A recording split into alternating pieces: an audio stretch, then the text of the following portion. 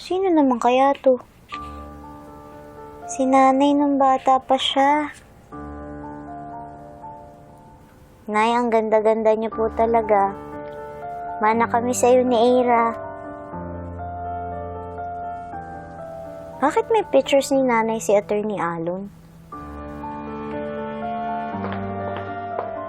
Attorney Alon? Bakit may picture ka ni nanay nung bata pa siya? Magkakilala ba kayo noon pa?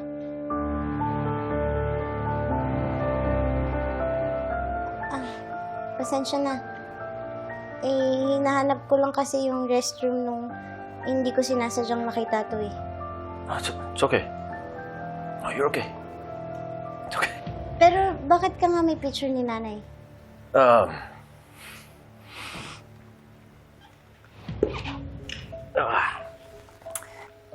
Attorney Lilet, nakakalimutan mo na ba na ako yung nag-lead ng trial ni Attorney Meredith Simmons? Of course, it's natural for me to have files and pictures of her case. Oo nga naman, Lilet.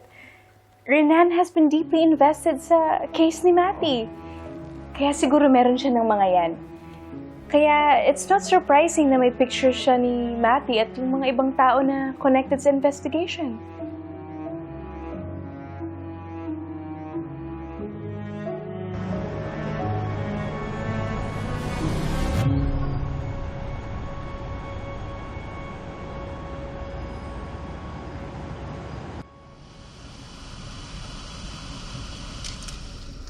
Ba't parang ang tahimik mo, ate?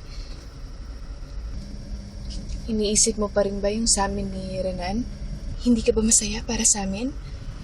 Honestly, medyo nabigla lang ako eh. Ganun mo na ba kakilala si Attorney Alon to be in a relationship with him?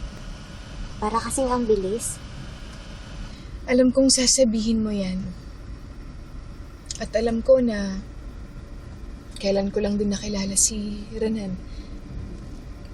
Pero kasi ate, parang I've known him for years eh. Parang, alam mo yun, we just click.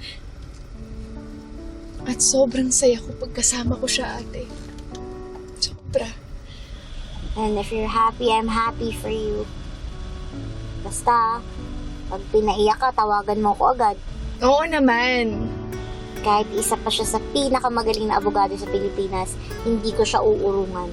Pati yung tungkod niya. Huy, ate! Ano ba?